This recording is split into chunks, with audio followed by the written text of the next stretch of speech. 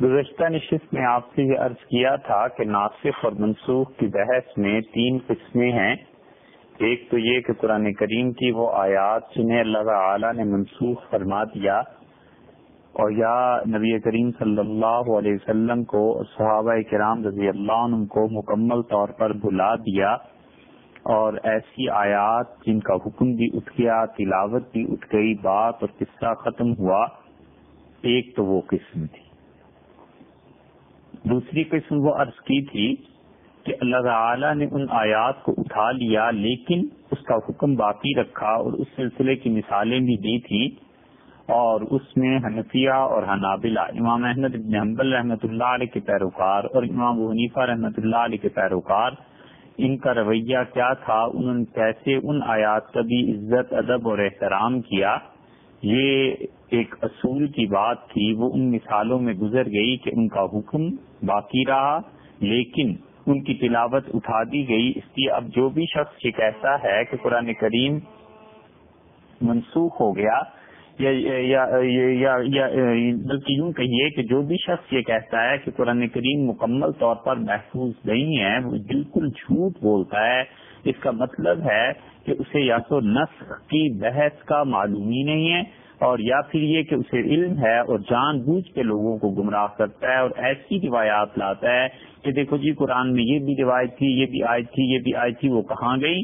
تو ہم کہتے ہیں کہ بھائی یہ آیات تھیں جس وقت تک تھی، ان کے احکامات ابھی تک باقی ہیں، حکم باقی ہے، اور اللہ نے اس کی تلاوت منسوخ کر لی. اور اب تیسری صورت اس کی یہ ہو سکتی تھی کہ اللہ تعالی نے ان چیزوں کی تلاوت کو باقی رکھا اور حکم منسوخ ہو گیا. تو یہ بالکل برعکس ہوا دوسرے اصول کے. پہلا اصول کہ تلاوت اور حکم دونوں اٹھ گئے. دوسرے تلاوت اٹھ گئی، حکم باقی رہا. اور تیسری قسم کی آیات کہ آیات ابھی تک باقی ہیں اور اس کا حکم منسوخ ہو گیا. ان چیزوں کا تعلق جو آج کی نشست میں یہ جو بحث ہے، اگرچہ عبداللہ ابن مسعود رضی اللہ عنہ کی روایت سے براہ راست نہیں بنتا، لیکن جب نسخ کی بحث ہم کر ہی رہے ہیں تو پھر اسے چھوڑنا بھی نامناسب ہے. اس کی 3-4 مثالیں آپ سے عرض کر دیتے ہیں کہ قرآن کریم میں وہ پائی جاتی ہیں، مگر ان چیزوں کا یعنی جو مثالیں اب دی جا رہی ہیں ان کا تعلق قرآن کریم کی اس بحث سے نہیں بنتا کہ قرآن کریم ناقص ہے، پورا نہیں ہے. لیکن چونکہ ہے تو یہ بھی ایک قسم، اس لیے اس بحث کو نپٹاتے چلیے. اور پھر درخواست بار بار لکھی جاتی ہے کہ جو بیانات ہوتے ہیں، سنتے ہیں، یہ سب تعلیم کے سلسلے میں ہیں. اگر کوئی آدمی نے اس لیے سنے کہ واعظ اور نصیحت اور یہ چیزیں، تو وہ ایک الگ بات ہے. اگر وہ ان بیانات سے مقصد حاصل ہوتا ہے تو بسم اللہ، بہت اچھی بات ہے. ورنہ اصل میں یہ تعلیم کے لیے ہے کہ ہم لوگ اسلام کو پڑھیں، ہم لوگ دین کو سمجھیں. کل کو کوئی کافر، اگلی ہماری نسلیں یہ اٹھ کھڑی ہوں اور ان پر اعتراضات ہوں تو انہیں پتہ ہونا چاہیے کہ اللہ نے قرآن میں کیا کہا ہے اور اسلام کیا چیز ہے. تو اس لیے اس ناسخ اور منسوخ کی بحث میں تیسری چیز کہ قرآن کریم میں کیا ایسی آیات پائی جاتی ہیں کہ جن کی تلاوت اللہ تعالی نے باقی رکھی ہے اور حکم اس کا منسوخ ہو گیا ہے. تو متقدمین کے ہاں تو یہ بحث بہت زیادہ تھی اور بڑی طویل مباحث تھی، اور کوئی وقت ایسا تھا جب بات پر مفسرین کہتے تھے کہ یہ آیت فلاں چیز سے منسوخ ہو گئی، یہ آیت فلاں چیز سے منسوخ ہو گئی، یعنی اس کا حکم اٹھ گیا اور اس کی تلاوت اب تک باقی ہے. مثلا اللہ تعالی نے فرمایا کہ فاقو وصفہ، اپنے دشمنوں کے مقابلے میں درگزر کرو، معافی سے کام لو. بہت سے مفسرین اس آیت پر جب پہنچے تو انہوں نے کہا کہ اس آیت کریمہ کو تلاوت باقی رکھی گئی اور حکم اٹھا دیا گیا، اور اس کو منسوخ کر دیا ہے جہاد کی آیات میں کہ اللہ کی راہ میں کافروں کو مارنا ہے اور انہیں معاف نہیں کرنا. تو انہوں نے اس پہ لکھ دیا کہ یہ آیت منسوخ ہے. متقدمین کا یہ طریقہ رہا ہے.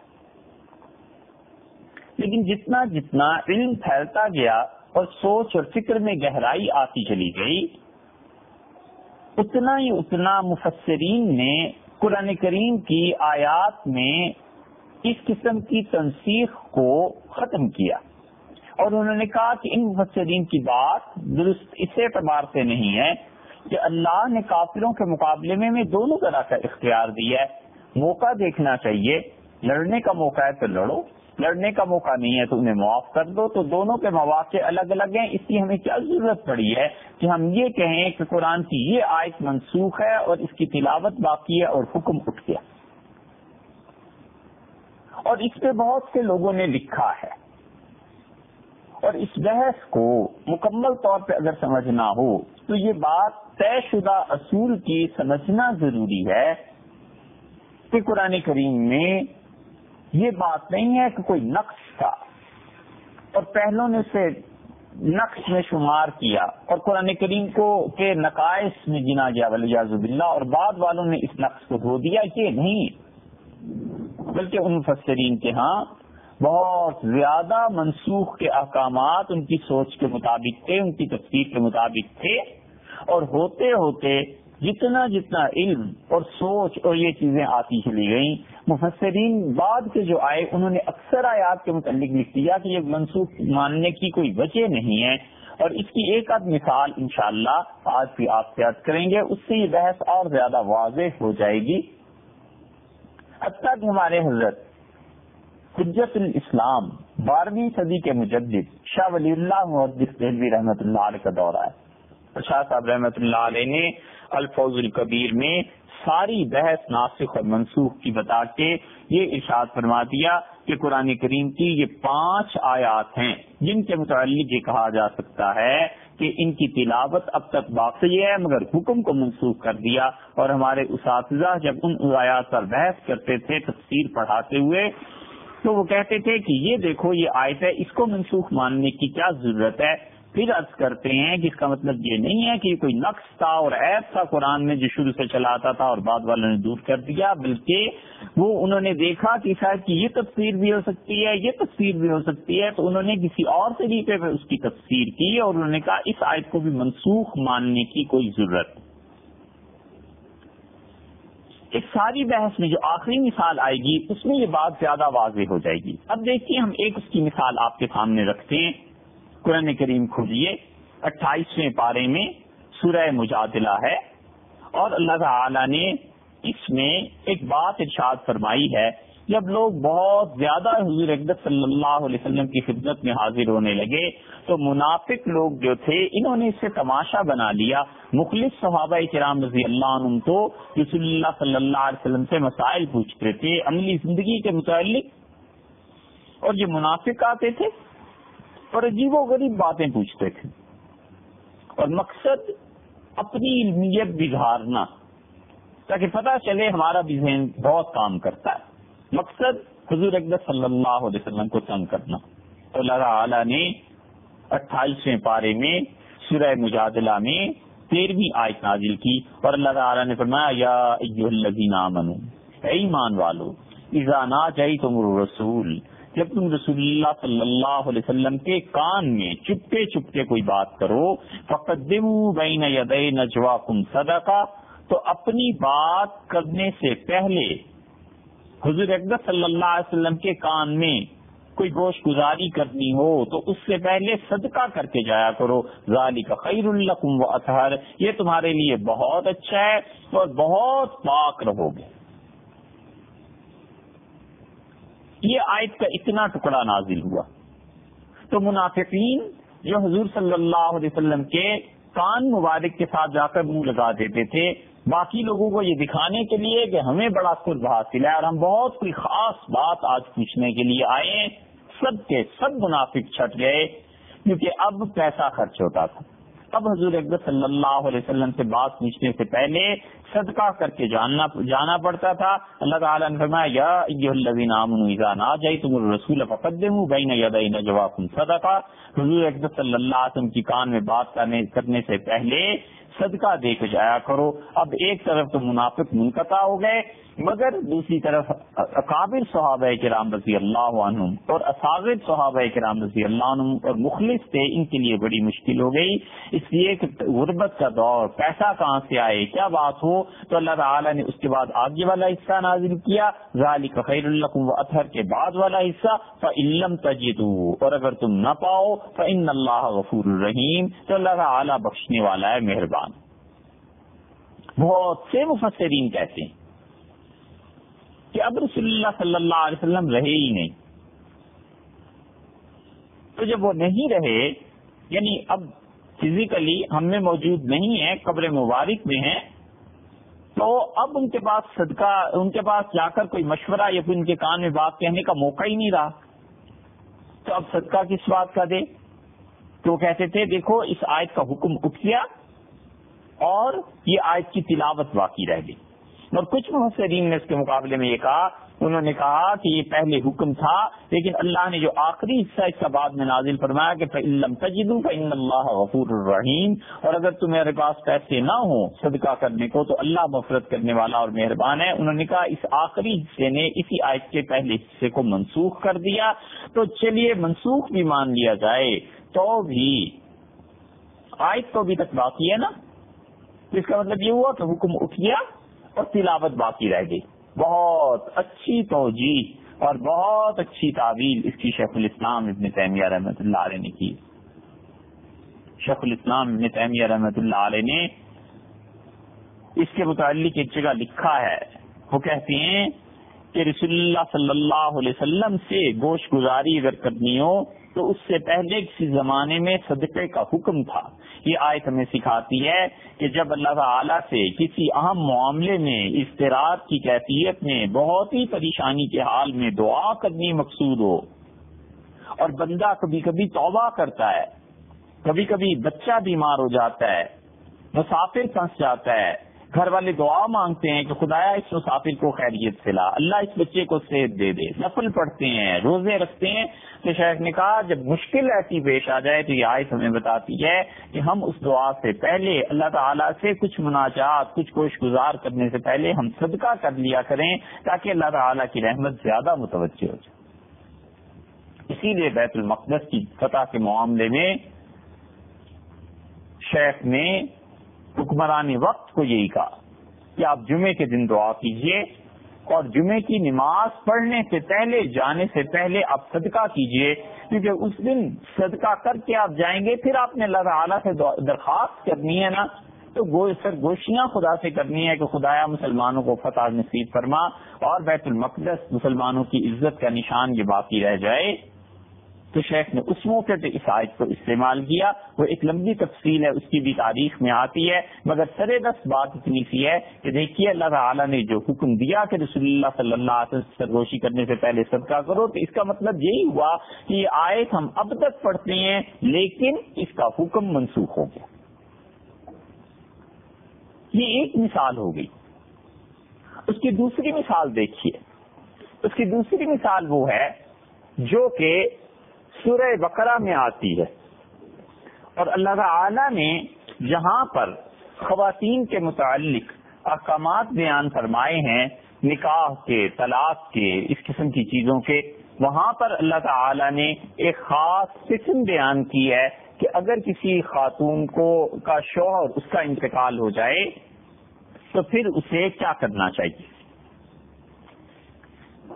دوسرے پارے میں سورہ بقرہ میں اللہ تعالی نے یہ ارشاد فرمایا ہے 240 نمبر آیت میں، والذین یتوفون منکم، اور تم میں سے جو لوگ انتقال کر جائیں، ویذرون ازواجا، اور ان کی بیویاں رہ جائیں، وصیۃ لازواجہم، انہیں چاہیے کہ اپنی بیویوں کے لیے وصیت کر دیں، متاعن، کہ انہیں خرچ دینا. ایک چیز اس کا مطلب ہوا کہ وصیت کر جانا اپنے ماں باپ کو، بہن بھائیوں کو، جو بھی ہیں گھر والے، کہ میری بیوی کو خرچہ دیتے رہنا الی الحول، 1 سال تک، غیر اخراج، اور گھر سے نہ نکالنا. 2 حکم ہو گئے. فإن خرجنا، اور اگر وہ خواتین خود گھر سے چلی جائیں فلا جناح علیکم، تو تم پر کوئی گناہ نہیں ہے، فیما فعلن فی انفسہن، جو کچھ بھی وہ اپنے حق میں کریں، فی من معروف، دستور اور قاعدے کے مطابق، واللہ عزیز الحکیم، اللہ زبردست ہے اور اللہ بڑی حکمت والا ہے۔ مفسرین کہتے ہیں کہ اس آیت کریمہ میں اللہ تعالی نے دو احکامات دیے، اور اس کو جو ہمارے اساتذہ حل کرتے تھے، جس کا ہم نے عرض کیا تھا کہ ابھی مثال آپ کے سامنے رکھتے ہیں کہ کیسے مفسرین نے اسے منسوخ مانا اور اساتذہ ہمیں اس کے متعلق کیا بتاتے تھے، یہ اس کی ایک بڑی واضح اور بڑی اچھی مثال ہے۔ مفسرین کہتے ہیں کہ یہ آیت منسوخ ہے کیونکہ اللہ تعالیٰ نے اس لیے کہا کہ جب تمہارا انتقال ہو جائے اور بیویاں بیوہ ہو جائیں گی تو اپنی خواتین کے لیے، بیویوں کے لیے دو وصیتیں کر جانا، ایک تو یہ کہ وہ انہیں خرچہ دیا جائے 1 سال تک اور دوسرے گھر سے نہ نکالی جائے۔ مفسرین نے کہا اب یہ حکم نہیں، اب جو حکم جس نے منسوخ کر دیا ہے وہ اسی سورہ بقرہ کی 234 نمبر آیت ہے۔ اللہ تعالیٰ نے وہاں پر فرمایا کہ والذین یتوفون منکم، اور تم میں سے جو لوگ مر جائیں اور اپنے پیچھے ویذرون ازواجا، ان کی بیوہ عورتیں رہ جائیں، یتربصن بانفسہن 4 اشہر وعشرا، تو وہ انتظار کروائیں ان کو 4 مہینے اور 10 دن تک۔ فاذا بلغن اجلہن، اور یہ جب اپنی عدت کو پورا کر لیں 4 ماہ 10 دن، فلا جناح علیکم فیما فعلن فی انفسہن بالمعروف، تو یہ قاعدے اور طریقے کے مطابق اپنی جان میں جو کچھ کریں، یعنی اپنا نکاح کر لیں قاعدے اور طریقے کے مطابق۔ اللہ نے فرمایا کوئی حرج نہیں۔ تو انہوں نے کہا یہاں دیکھو اللہ تعالیٰ نے فرمایا تھا فإن خرجنا، اگر وہ گھر سے چلی جائیں 1 سال تک تو تم نے نہیں نکالنا اور پیسہ دینا ہے، خرچہ دینا ہے، اور 1 سال کے اندر اندر اگر وہ خاتون گھر سے چلی جاتی ہیں تو فیما فعلن فی انفسہن من معروف، اور اپنے قاعدے کے مطابق، دستور کے مطابق اپنے لیے کوئی کام کرتی ہیں، یعنی نکاح کر لیتی ہیں، تو کوئی حرج نہیں ہے۔ تو انہوں نے کہا دونوں آیات میں ایک طرح کے الفاظ اللہ تعالیٰ نے ارشاد فرمائے ہیں، 234 نمبر آیت میں بھی اور 240 نمبر میں بھی۔ تو وہ کہتے ہیں 234 نمبر جو آیت ہے 4 مہینے اور 10 دن والی، اس نے 1 سال کی عدت کو منسوخ کر دیا۔ جب یہ منسوخ مان لی گئی تو پھر یہ دلیل ہو گئی اس بات کی کہ یہ آیت اب بھی ہم پڑھتے ہیں، اس کی تلاوت باقی ہے اور اس کا حکم اٹھ گیا، لیکن ہمارے اساتذہ اسے اور طریقے سے اس کی تشریح کرتے تھے۔ حتیٰ کہ قرطبی رحمت اللہ علیہ نے یہ لکھا اپنی تفسیر میں کہ وہ کہتے ہیں خاوند کی وراثت تقسیم ہوگی، یہ اور مفسرین بھی کہتے ہیں، تو اسے حصہ ملے گا۔ 4 مہینے 10 دن عدت گزر گئی تو بات ختم ہو گئی۔ 1 سال تک کے لیے جو حکم تھا تو اسے پیسے دینا اور اس کو گھر سے نہ نکالنا، دونوں چیزیں کینسل ہو گئی، سکنا بھی، رہائش، نفقہ بھی۔ تو اب اس کے لیے وصیت نہیں ہے۔ حتیٰ کہ قرطبی اور مفسرین رحمہ اللہ نے لکھا ہے کہ جمہور علماء امت کے نزدیک تمام کے تمام یہ کہتے ہیں کہ یہ 1 سال والی آیت منسوخ ہے۔ ہمارے اساتذہ کہتے تھے کہ بھئی دیکھو 2 حکم ہیں عدت کے متعلق، ایک ہے فرض اور واجب کے درجے کی چیز، وہ تو ہے یہی 4 مہینے 10 دن، اور وراثت کا جو حصہ اسے ملے گا تو 4 مہینے 10 دن اس کا زمانہ وہ عدت گزارے، اسے نہیں نکالنا، یہ مقصد پورا ہو گیا، اور جو وراثت میں حصہ ملا پیسہ بھی مل گیا۔ تو انہوں نے کہا یہ چیز جہاں سے پوری ہو گئی، یہ تو واجب حکم ہے۔ اب یہ جو 1 سال والا ہے نا، ہمارے اساتذہ کہتے تھے کہ یہ استحباب ہے، مستحب ہے، یہ اب بھی حکم باقی ہے کہ اگر وہ لڑکی 1 سال تک اپنے سسرال میں رہتی ہے تو اللہ تعالیٰ نے بتا دیا کہ تنگ کر کے نہ نکالو۔ ہاں خود بخود 4 مہینے اور 10 دن گزر جائیں، عدت گزر جائے، وہ جانا چاہے، نکاح کرنا چاہے، اسے اختیار ہے، کسی مناسب جگہ نکاح کر لیتی ہے، کوئی حرج نہیں۔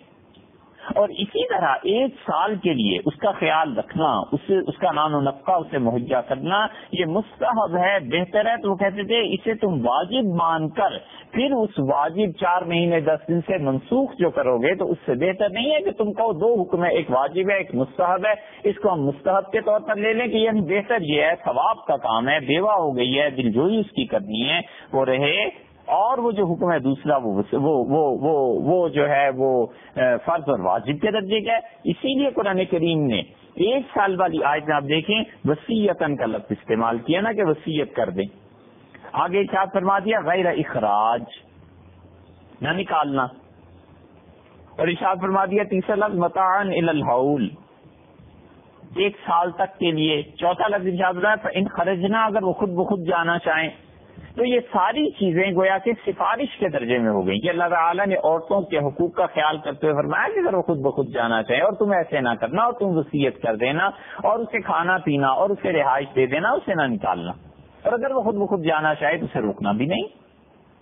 تو کہتے ہیں یہ مستحب کام ہو گئی، کھانا کھلانا، 1 سال کے لیے رہائش دینا، یہ کون سی بری بات ہے؟ اس لیے وہ کہتے تھے کہ یہ آیت کریمہ منسوخ نہیں ہے، اس کا حکم اب بھی ہے لیکن مستحب کے درجے میں۔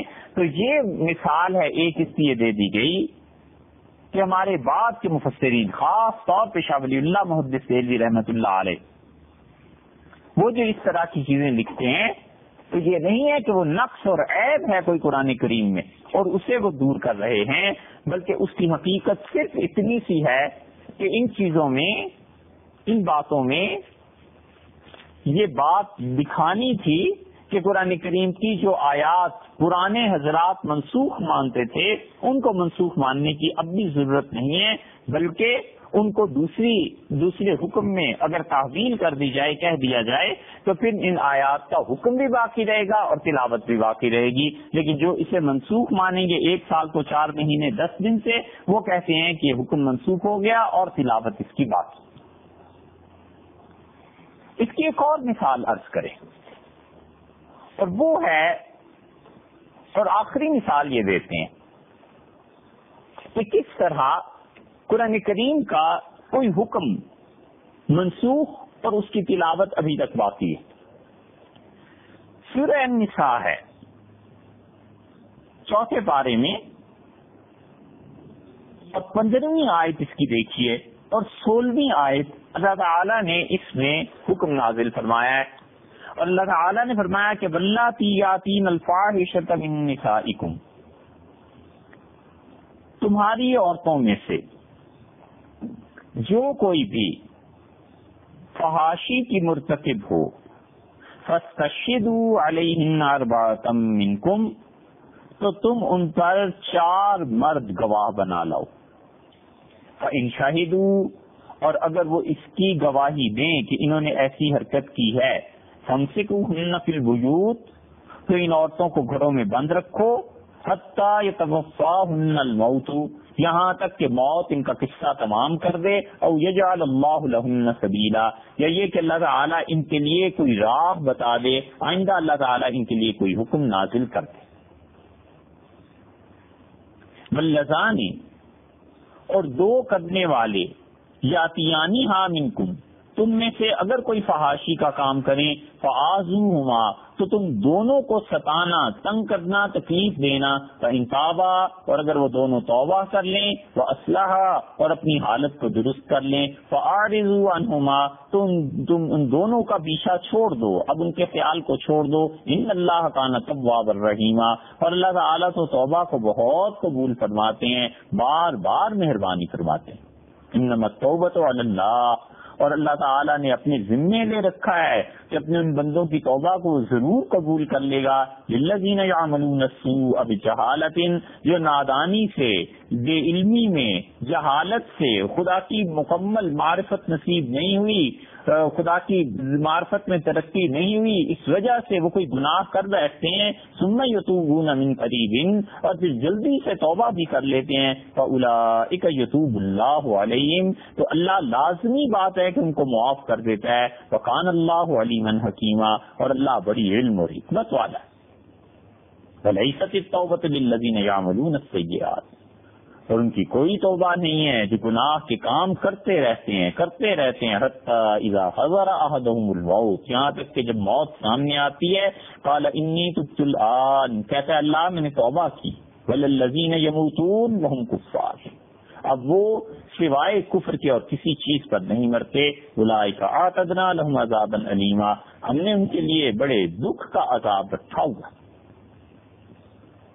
یہ 4 آیات ہیں، 5، اور اللہ تعالی نے ان دونوں پہلی آیات میں یہ بتایا کہ خواتین جب فحاشی کی مرتکب ہوں، اور یہ فرمایا کہ جب 2 کرنے والے ایسا کام کریں تو انہیں ستاؤ، اور یہ فرمایا اللہ نے کہ انہیں اپنے گھروں میں بند کر دو یہاں تک کہ موت ان کا قضیہ کر دے، قصہ تمام کر دے۔ مفسرین بالعموم اس طرف گئے ہیں کہ وہ کہتے ہیں کہ جو اللہ نے 15ویں آیت کے آخر پر فرمایا نا کہ او یجعل اللہ لہن سبیلا، کہ اللہ تعالیٰ ان کے لیے کوئی راستہ مقرر کر دے گا، کوئی اور حکم نازل کر دے گا، تو وہ کہتے ہیں پھر خدا نے حکم نازل کر دیا، اور حدیث میں بھی آیا ہے رسول اللہ صلی اللہ علیہ وسلم فرمایا سنو سنو اللہ نے حکم نازل کر دیا، اور وہ حکم یہ اللہ نے نازل کیا جو سورہ نور کی 2 آیت میں آ گیا۔ اللہ تعالیٰ نے فرمایا زانیۃ والزانی، اور بدکاری کرنے والی عورت اور مرد فجلدوا کل واحد منہما 100 جلدہ، 100 چوٹیں انہیں لگاؤ، 100 درے انہیں لگاؤ، ولا تاخذکم بہما رافۃ فی دین اللہ، اور اللہ کا یہ حکم جاری کرنے میں کبھی بھی ان پہ ترس نہ کھانا، ان کنتم تؤمنون باللہ والیوم الآخر، اگر تم اللہ پر یقین رکھتے ہو اور آخرت کے دن پہ یقین رکھتے ہو کبھی ترس نہ کھانا، 100 درے ان گناہ گاروں کو مارو، ولیشہد عذابہما طائفۃ من المؤمنین، اور ایمان والوں کی ایک بڑی جماعت ہو جو دیکھ رہی ہو کہ ان کو کیسے مار پڑ رہی۔ بالعموم مفسرین اس طرف گئے کہ وہ کہتے ہیں کہ یہ جو دونوں آیتیں تھی نا،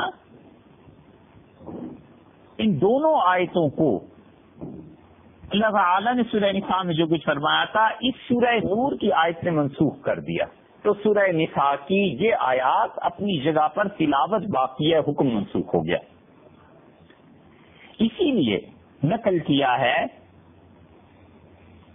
یہ قول ابو سہل سرخسی رحمت اللہ علیہ نے اصول فقہ میں، وہ کہتے ہیں کہ بعض حضرات نے اس قسم کے نسخ کا انکار کیا ہے، وہ کہتے ہیں کہ اللہ تعالیٰ نے قرآن نازل اس لیے کیا تھا کہ احکامات پر عمل کیا جائے، تو جس حکم پہ عمل ہی نہیں کرنا اس کو باقی رکھنے کی بھی ضرورت ہی کیا تھی۔ لیکن جمہور علماء امت اس بات کے قائل ہیں کہ قرآن کریم میں آیات باقی ہیں جن کی تلاوت باقی ہے اور حکم اٹھ گیا، اور وہ اس میں تیسری مثال آپ کے سامنے گئی ہے کہ وہ کہتے ہیں اللہ تعالیٰ نے یہاں کہا تھا کہ گھر میں رکھنا یہاں تک کہ مر جائیں یا خدا کوئی صورت اور نازل حکم کرے، وہ کہتے ہیں یہاں پہ نازل ہو گیا حکم، یہ آیات سورہ نساء کی باقی، تلاوت باقی، حکم اٹھ گیا۔ اب اس کی ایک اور توجہ دیکھ لیجئے، ہمارے اساتذہ جو کچھ پڑھاتے تھے اساتذہ کہتے تھے کہ اللہ تعالیٰ نے یہ فرمایا کہ واللاتی یاتین الفاحشۃ من نسائکم، تمہاری عورتوں میں سے جو بدکاری کرے، فاستشہدوا علیہن اربعۃ منکم، تو 4 مرد اس کے گواہ ہونے چاہیے۔ وہ کہتے تھے یہاں پر اللہ تعالیٰ نے زنا کا لفظ ارشاد نہیں فرمایا، صرف یہ بتایا کہ خواتین ایسا کام کریں، تو چونکہ بالعموم خواتین کی طرف سے ایسی باتوں میں پہل ہوتی ہے یا وہ کسی کو ان باتوں کی طرف اجازت دیتی ہیں تو کسی کی ہمت پڑتی ہے، تو اس لیے اللہ نے ان کا نام نہیں لیا، الفاظ میں ایسے ہے۔ تو عام مفسرین تو اساتذہ کہتے تھے اسی طرف گئے ہیں کہ انہوں نے کہا اس سے مراد بدکاری زنا ہے۔ فَإِن شَهِدُوا فَامْسِكُوهُنَّ فِي الْبُيُوتِ حَتَّى يَتَوَفَّاهُنَّ الْمَوْتُ، یہ عام مفسرین کہتے تھے کہ ان کو بند رکھو یہاں تک کہ موت ان کا خاتمہ کر دے یا اللہ ان کی کوئی راہ پیدا کر دے۔ اساتذہ فرماتے تھے کہ اس سے اگلی آیت دیکھو تو معلوم ہوتا ہے باللذانی یاتیانہا، اور جو 2 کرنے والے کریں، تو جب یہ پہلے ذکر ہو گیا اور خواتین کے متعلق اللہ تعالیٰ نے ارشاد فرما دیا تو اب اس آیت کو دوبارہ لانے کی کیا ضرورت تھی؟ تو وہ کہتے تھے اس کا مطلب یہ ہے کہ اللہ تعالیٰ نے 16ویں آیت میں یہ ذکر زنا کا نہیں کیا، بلکہ اللہ نے کہا ہے واللذان یاتیانہا، اور جو دو کرنے والے کریں تو اس سے مراد دو مرد ہیں. فآذوہما، جب دو مرد آپس میں برا کام کریں تو انہیں تم تکلیف دو، انہیں ستاؤ. تو کہتے تھے اس آیت کو منسوخ ماننے کی کیا ضرورت ہے، بس اللہ تعالیٰ نے بتا دی ہے. تو یہ آیت تعزیر میں چلی گئی اور حد سے نکل گئی. اسی لیے امام ابو حنیفہ رحمۃ اللہ علیہ نے کوئی حتمی اور آخری فیصلہ حنفی فقہا نے نہیں کیا کہ جب دو لڑکے کسی کام کے مرتکب ہوں گے تو ان کی سزا کیا ہوگی. اس میں قتل کی بھی سزا ہے، اس میں بہت سی سزائیں انہوں نے لکھی ہیں، لیکن قطعی طور پر حنفی فقہا کا سارا اجماع ہو گیا اور کسی چیز پہ ایسے نہیں ہوا. تو ارشاد فرمایا فآذوہما. اس آپ کہتے تھے تو پھر اس کو منسوخ ماننے کی کیا ضرورت ہے سورہ نور سے. مظہری رحمت اللہ علیہ تفسیر مظہری میں قاضی ثناء اللہ صاحب پانی پتی رحمت اللہ علیہ نے، جو جلیل القدر خلفاء میں سے تھے، حضرت مرزا مظہر جانی جانا رحمت اللہ علیہ کے، اور شاہ عبد العزیز صاحب محدث دہلوی رحمت اللہ علیہ نے ان کے نام ایک خط لکھا ہے اور ان کو لکھا ہے بہقی دوراں. اس زمانے کے امام بہقی رحمت اللہ علیہ شافعی مسلک کے تھے اور بڑا اللہ نے بڑا علم انہیں دیا تھا. تو شاہ عبد العزیز صاحب رحمت اللہ علیہ نے اپنے دور کے بہقی انہیں قرار دیا. تو قاضی ثناء اللہ صاحب پانی پتی رحمت اللہ علیہ اس آیت کے متعلق یہی فرماتے ہیں، 16ویں آیت کے متعلق وہ کہتے ہیں کیوں اسے آخر ہم سورہ نور سے منسوخ مانے. ہم یہ کہتے ہیں کہ یہ مردوں کے بارے میں نازل ہوئی ہے. فَإِن تَابَا وَأَصْلَحَا، اور اگر وہ توبہ کر لیں اور اپنی حالت درست کر دیں، آئندہ یہ کام نہ کریں، فَأَعْرِضُوا عَنْهُمَا، اللہ نے کہا ان کو بھول جاؤ، چھوڑو ان کے خیال کو. یہ اللہ تعالی کا حکم ہے اور ہمارے یہاں معاشرہ ایسا تشکیل پایا ہے کہ یہ آدھی آیت پہ عمل کریں گے کہ دو آدمیوں نے ایسا کام کر لیا تو انہیں مارو، اور جب وہ توبہ کر لیں اپنی حالت ٹھیک کر لیں تو اس کے بعد ساری زندگی ان کا پیچھا نہ چھوڑو، اگلی نسل کو بھی بتا جاؤ کہ فلاں فلاں نے یہ کام کیا تھا. یہ ہمارا معاشرہ، اور اللہ کہتا ہے فارغوا عنہما، بس چھوڑ دو اب اس خیال کو. تو آدھی آیتوں پہ عمل کرتے ہیں. معاشرہ نفاق کا ہے، نفاق کی اکثریت ہے، اور اصل مرض اب اس امت کا نفاق ہے. منافق زیادہ ہو گئے ہیں، اس لیے ان کو مزہ آتا ہے لوگوں پر الزام لگاتے ہوئے، لوگوں کے عیوب کی تشہیر کرتے ہوئے. اللہ خود فرما رہے ہیں فارضوا عنہما، اب ان کو چھوڑ دو بس. جب انہوں نے حالت ٹھیک کر لی تو کیا ضرورت ہے آخر اس گندگی میں پھر سے چابک اور لاٹھی مارنے کی. ان اللہ کان توابا رحیم، اللہ تو بہت توبہ قبول کرتے ہیں، اللہ تو بہت مہربان ہے. انما التوبۃ علی اللہ، اور ساتھ ہی آیت جوڑ دی اللہ نے، اور اللہ نے فرمایا میرے ذمے ہے توبہ کو قبول کرنا. اللہ اللہ کی ذمہ داری ہے، ضرور قبول کرے گا.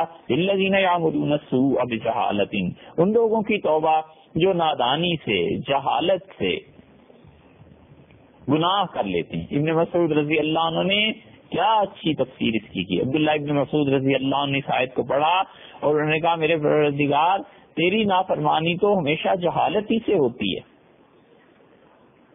یعنی تیری معرفت جتنی بس بندے کو حاصل ہوتی ہے اس سے زیادہ معرفت اگر بڑھ جائے تو گناہ نہ کرے. تو جہالت ہی سے ہر ایک آدمی جو گناہ کرتا ہے خدا بندہ جہالت ہی سے کرتا ہے.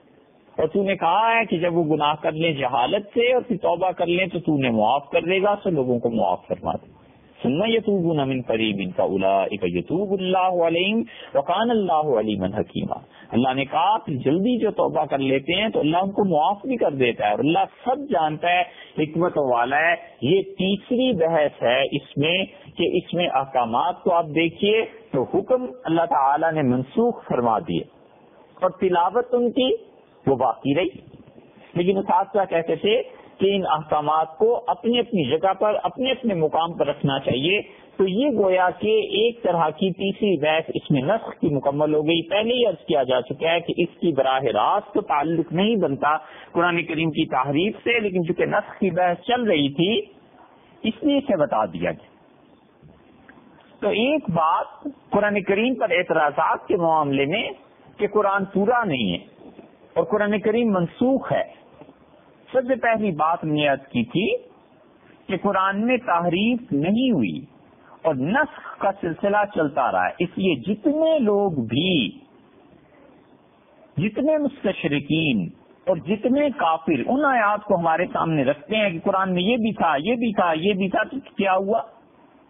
تمہارا قرآن تو پورا ہی نہیں، یہ تو تورات اور انجیل کی طرح ہے. ہم کہتے ہیں تم نے نسخ کو پڑھا نہیں، تم اس کو پڑھو.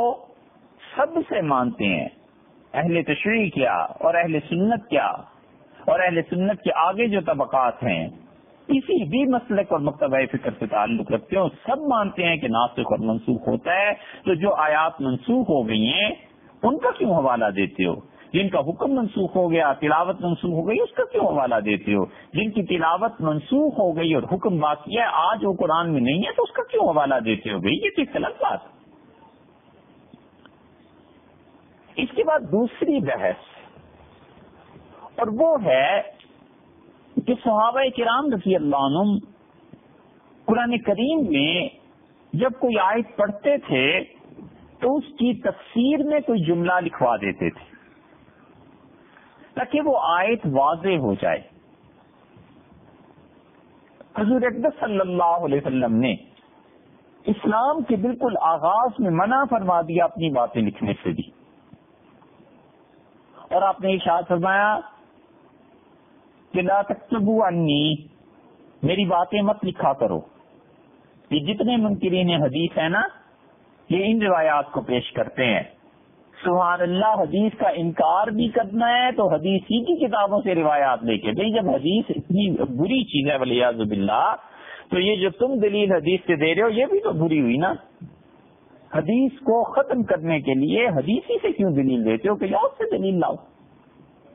تو رسول اللہ صلی اللہ علیہ وسلم میری باتیں مت لکھا کرو، اس لیے کہ قرآن کا بالکل آغاز کا دور تھا وحی کا.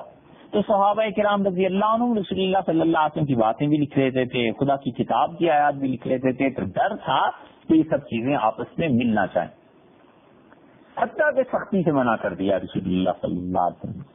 اور اب فرمایا جس کسی نے میری کوئی بات لکھی اسے چاہیے کہ مٹا دے. سہج سہج، آہستہ آہستہ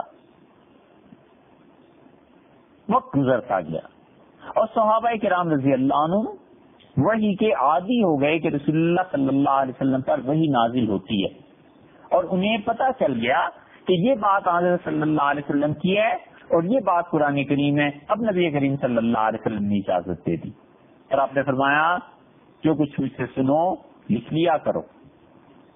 حضرت عبداللہ بن عمر بن العاص رضی اللہ عنہما حاضر ہوئے اور عرض کیا کہ اللہ کے رسول آپ سے باتیں سنتا ہوں بڑی اچھی لگتی ہیں، مگر کیا کروں، بھول جاتا ہوں. تو رسول اللہ صلی اللہ علیہ وسلم استعن بیمینک، اپنے دائیں ہاتھ سے مدد لیا کر، وَأَوْمَا بِيَدِهِ إِلَى الْخَطِّ، اور اپنے ہاتھ مبارک سے اشارہ فرمایا لکھنے کے لیے کہ لکھ لیا کر. اسی لیے ابو ہریرہ رضی اللہ عنہ کہتے ہیں کہ حدیث میں کوئی میرے مقابلے کا نہیں ہے سوائے عبداللہ بن عمر کے کہ یہ لکھ لیا کرتے تھے اور میں لکھتا نہیں تھا. تو یوں حدیث کی کتابت بھی شروع ہوئی، قرآن کریم کی کتابت بھی شروع ہوئی. اور قرآن کریم کی جو کتابت تھی اس کے متعلق یہ ہوتا تھا کہ صحابہ کرام رضی اللہ عنہ کبھی کبھی اس کی تفسیر تشریح کے لیے کوئی لفظ لکھ لیا کرتے تھے. اب جب حضرت عثمان رضی اللہ عنہ کا دور آیا تو انہوں نے کہا قرآن تو وہ ہے جو ہم نے لکھوا دیا ہے، قرآن وہ ہے جو تم لوگوں کو یاد ہے، یہ جو تفسیری جملے ہیں نا درمیان سے ان سب کو اڑا دو اور ایسے جتنے نسخے ملیں ان سب نسخوں کو ختم کر دو. یہ بحث ابھی باقی ہے کہ حضرت عثمان رضی اللہ عنہ نے کیا حکم دیا تھا، جلانے کا حکم دیا تھا یا ختم کرنے کا حکم دیا تھا. یہ بخاری کی روایت آئی تھی نا جس سے سیدنا عثمان رضی اللہ عنہ پہ تنقید کرتے ہیں، وہ بحث ابھی باقی ہے وہ کریں گے انشاءاللہ. تو ناسخ اور منسوخ کے بعد یہ بات سمجھنی ضروری ہے کہ تفسیری جملے تھے اور ان تفسیری جملوں کو صحابہ کرام رضی اللہ عنہ نے لکھا تھا اور حضرت عثمان رضی اللہ عنہ نے کہا تھا ان کو مٹانا ہے. انہی تفسیری جملوں کا دوسرا نام قرات شاذہ بھی ہے. ایک قرات ہے متواتر، حضور اقدس صلی اللہ علیہ وسلم سے لے کے ہم تک جتنی قراتیں ہیں متواتر ہیں. اور اتنی لمبی مثال کیا دینی ہے، یہ بحث آئے گی. لیکن دیکھیے آپ پڑھتے ہیں سورہ فاتحہ میں مالک یوم الدین، اب تک افریقہ میں امام ورش رحمت اللہ علیہ کے قرات میں لوگ مالک یوم الدین پڑھتے ہیں. اب تو زمانہ آسان ہو گیا بھائی، ایپ آپ سنیں، سیریز میں دیکھیں. امام ورش رحمت اللہ علیہ کی قرات، قالون رحمت اللہ علیہ کی قرات، اب جتنی قراتیں ہیں 1500 سال سے حضور اکبر صلی اللہ علیہ وسلم سے مسلسل متصل ہم تک پہنچتی ہیں. اور کچھ قراتیں ایسی ہیں جو کسی وقت میں مشہور تھیں اور وقت کے ساتھ ساتھ ختم ہو گئی. ان قراتوں میں تفسیری جملے بھی شامل تھے. تو قرات شاذہ سے، یہ شاذ کا مطلب کبھی کبھی ہونے والی چیز، ہم اردو میں بولتے ہیں نا شاذ و نادر. تو ایسی چیزیں جو بہت شاذ ہیں، بہت کم ہیں، بہت نادر، بہت نایاب ہیں، تو اسے قرات شاذہ کہیے، یا آپ اس کا نام رکھ لیجئے تفسیری جملے. یہ تفسیری جملے اور قرات شاذہ جو تھی، یہ صحابہ کرام رضی اللہ عنہ نے نکلوا دی تھی. حضرت عمر رضی اللہ عنہ نکلوائی ہے. اور یہی وہ چیزیں تھیں جس کو آج بھی لوگ پیش کرتے ہیں اور کہتے ہیں جی یہ آیتیں تھیں، اب تو قرآن میں تمہارے پاس ملتی نہیں، تو اس کا مطلب ہے قرآن ناقص ہے. والعیاذ باللہ. ہم کہتے ہیں یہ قرات شاذہ تھی، یہ تفسیر کے جملے تھے. حضور اکبر صلی اللہ علیہ وسلم سے جو قراتیں ہم تک متواتر پہنچی ہیں وہ الگ چیز ہے. اور شاذ قراتیں جو تھیں، یقیناً کسی زمانے تک تھیں، وہ ختم ہو گئیں، منسوخ ہو گئیں. اب کوئی بھی شاذ کے اب ہمارے پاس جتنی قراتیں یہ سب متواتر اور مسلسل ہیں جو پہنچی،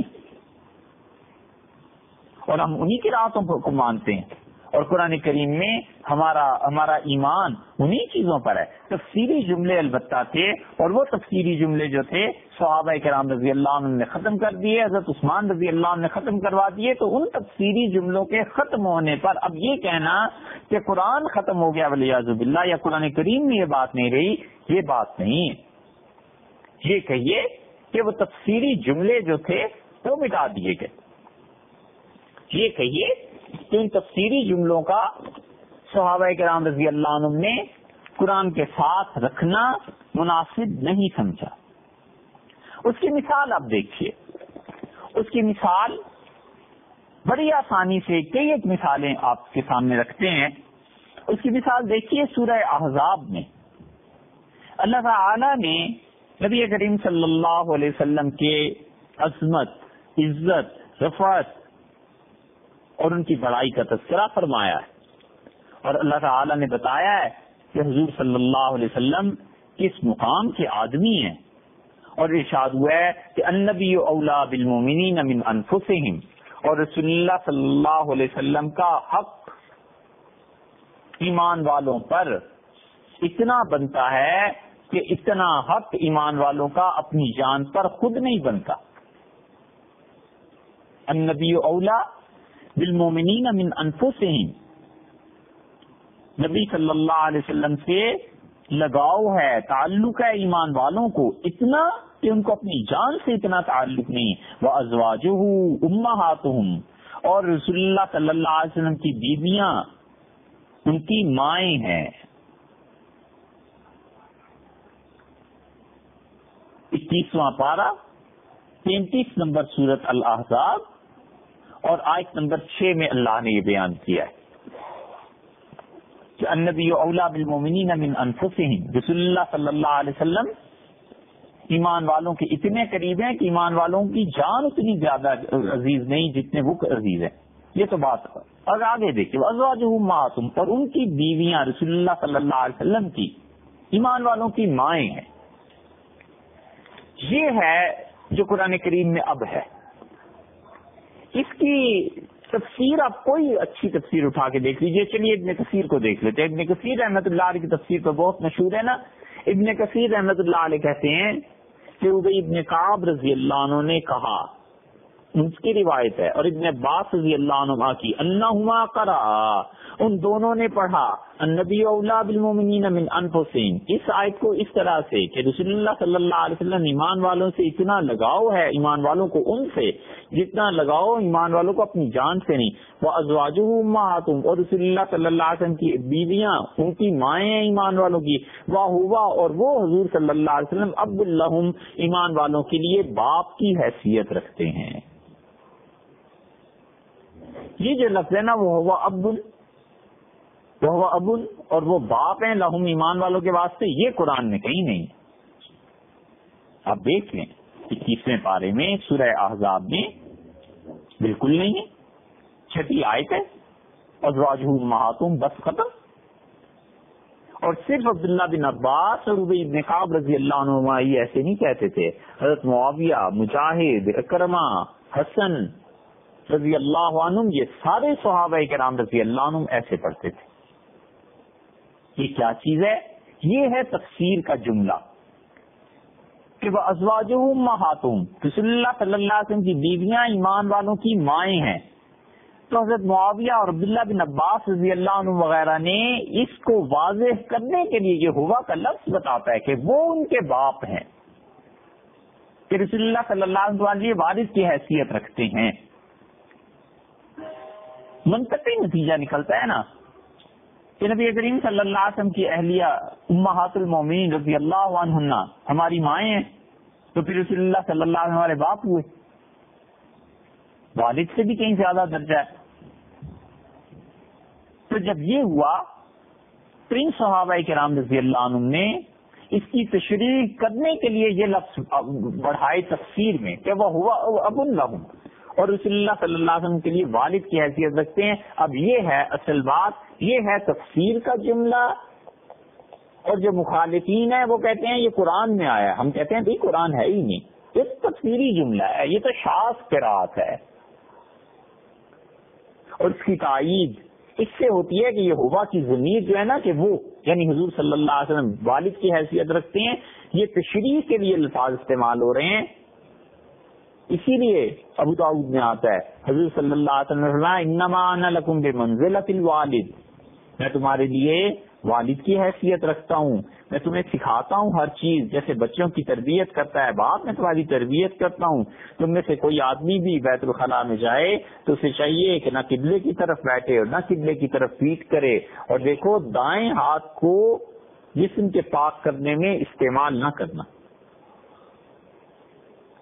یہ ہے تفسیری جملہ.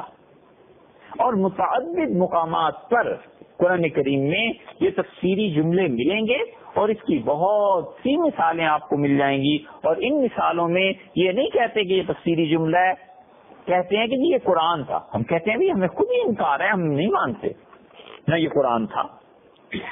اسی مقام پر دیکھ لیں صاحب المعانی المعانی رحمت اللہ علیہ نے بہت تفصیل سے اس بحث کو لیا.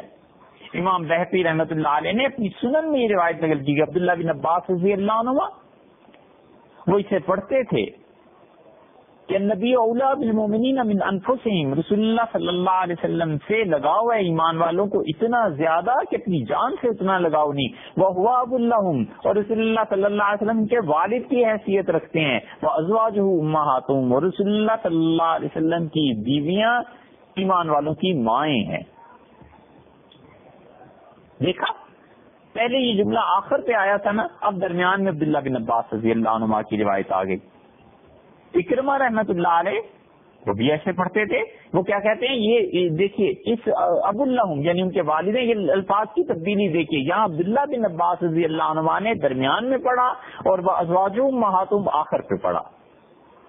اکرمہ کیسے پڑھتے تھے؟ وہ کہتے تھے النبی اولا بالمومنین من انفسہم، حضور صلی اللہ علیہ وسلم سے ایمان والوں کو اتنا تعلق ہے کہ اتنا تو ایمان والوں کو اپنی جانوں سے تعلق نہیں ہے. وہ ہوا ابوہم، اور رسول اللہ صلی اللہ علیہ وسلم تو ان کے والد ہیں. حضرت ابی رضی اللہ عنہ کی روایت یہ مصنف عبد الرزاق میں آئی ہے، بہت جگہ آئی ہے. اس کے الفاظ دیکھیے النبی اولا بالمؤمنین من انفسہم وازواجہ امہاتہم وہو اب لہم. یہ الفاظ کی تبدیلی خود بتاتی ہے کہ یہ تفسیری جملے، یہ قرات شاذہ ہے.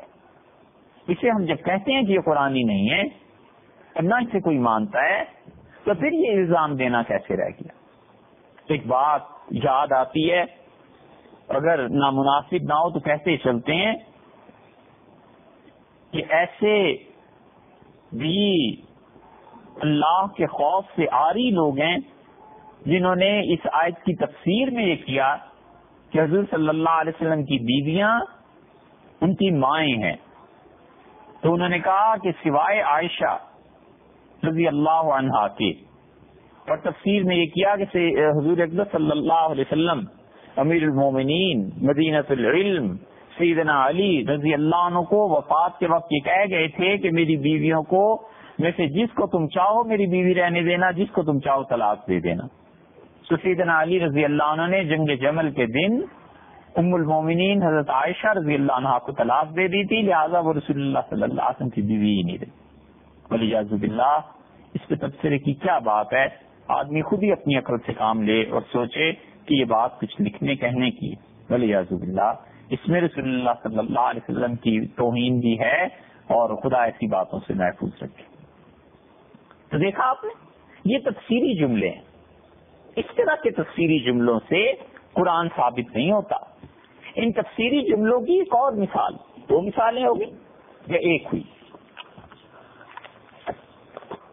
دوسری مثال اس کی دیکھیے، بلکہ جتنی بھی مثالیں ہوں اب دیکھتے چلے جائیے کہ اللہ تعالی نے جو آیات نازل کی ہیں صحابہ کرام رضی اللہ عنہ اس کی تفسیر کرتے تھے، اور وہ تفسیر کیسے ہوتی تھی. تفسیری جملے تھے. سورہ مائدہ 6 پارے میں آئی،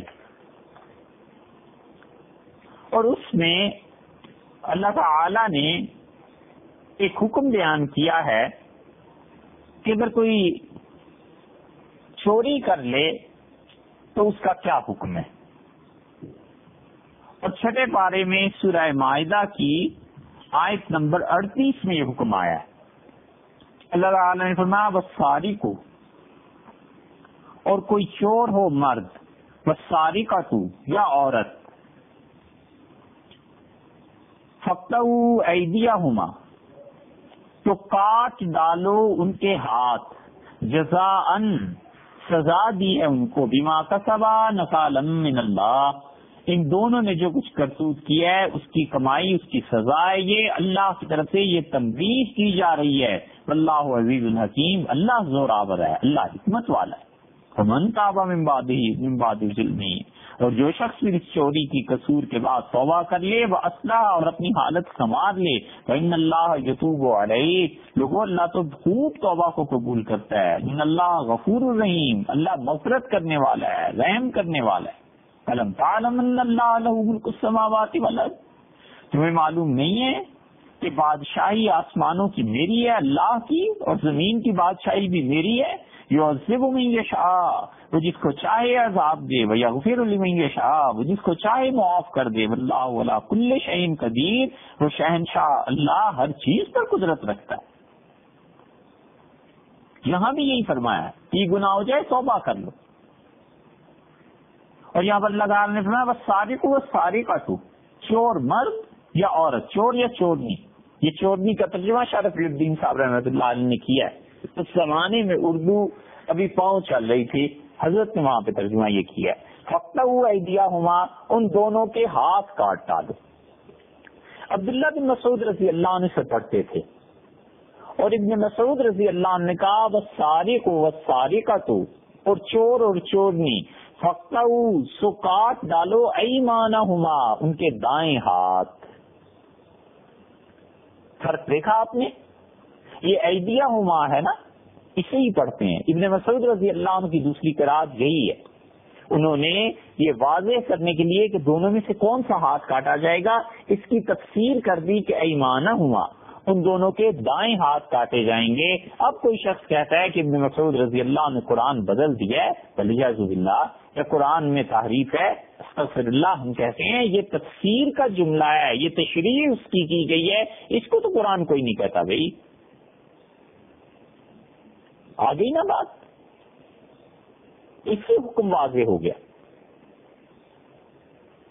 کہ اللہ تعالی نے یہ حکم جو نازل کیا ہے تو بتا دیا کہ دایاں ہاتھ کاٹا جائے گا. اس کی ایک اور مثال دیکھیے، اب بڑی واضح مثال ہے. سورہ بقرہ میں 2 پارے میں آیت نمبر 238 آپ دیکھ لیجئے.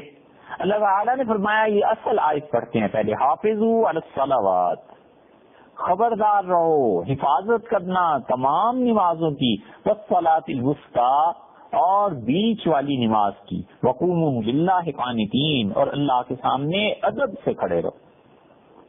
اسی لیے حنفیہ جو ہے نا اس آیت کی وجہ سے اللہ کے سامنے ادب سے کھڑے رہنا، قیام، اس کو زیادہ ترجیح دیتے ہیں سجدے پر، اور شافعی حضرات سجدے کو ترجیح دیتے ہیں قیام پر۔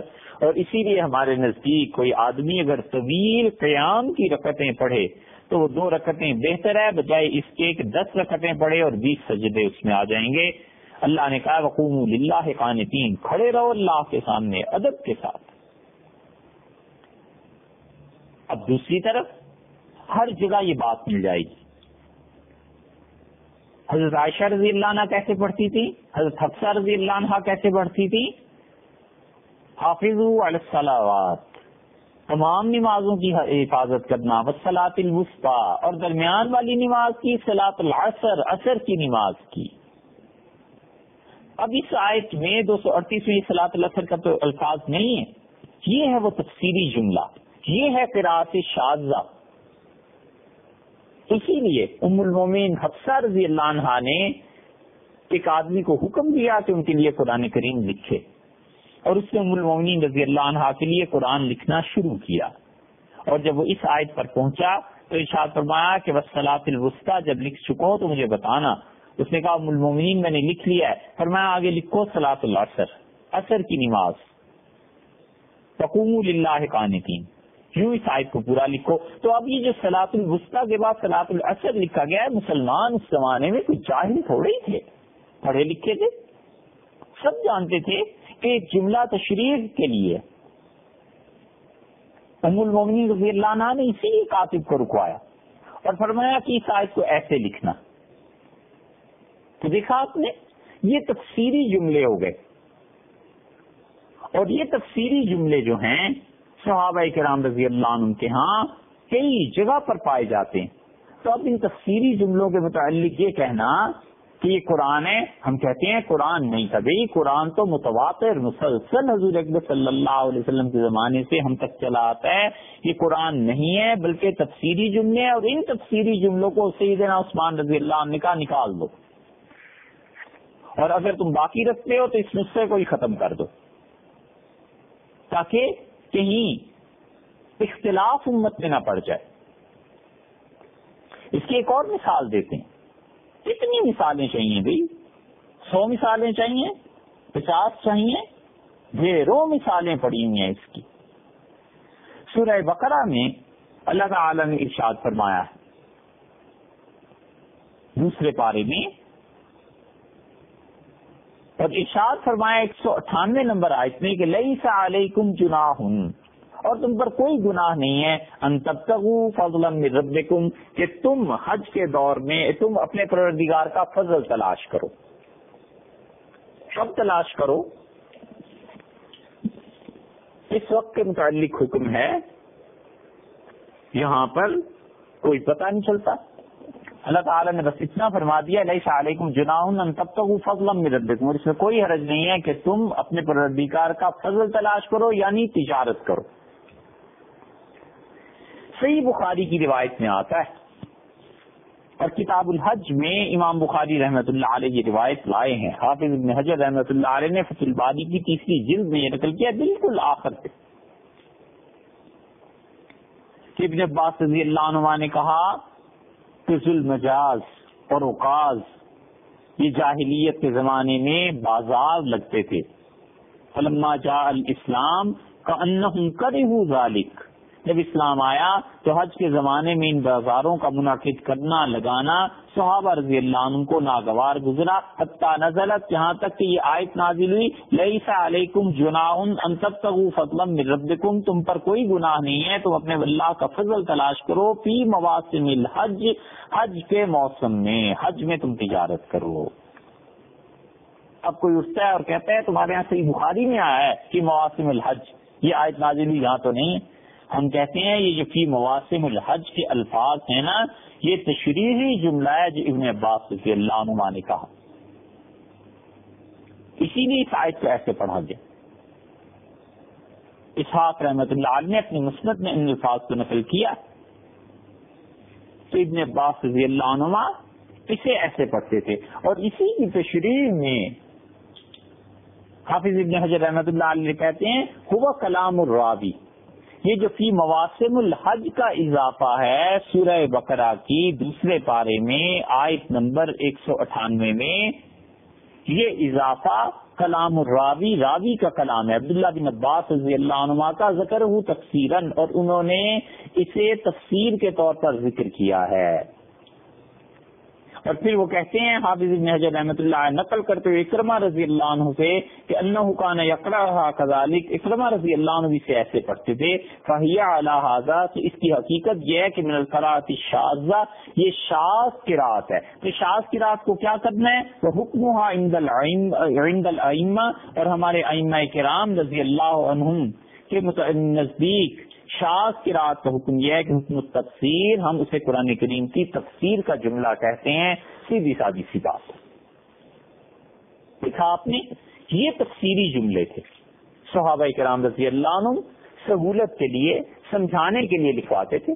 عبداللہ ابن مسعود رضی اللہ عنہ کے یہاں بھی ایسے جملے ملتے ہیں. تو یہ تو قرآن کوئی مانتا ہی نہیں، یہ تو تفسیری جملے ہیں. اور یہ مستشرقین اور کفار ان تفسیری جملوں کا حوالہ دے دے کر کہتے ہیں کہ یہ دیکھو قرآن میں تھا اور اب نہیں ہے. ہم کہتے ہیں بھائی وہ پہلے دن سے ہی قرآن میں نہیں تھا، وہ تو تفسیری جملے تھے صحابہ رضی اللہ عنہ نے لکھے تھے. حضرت عثمان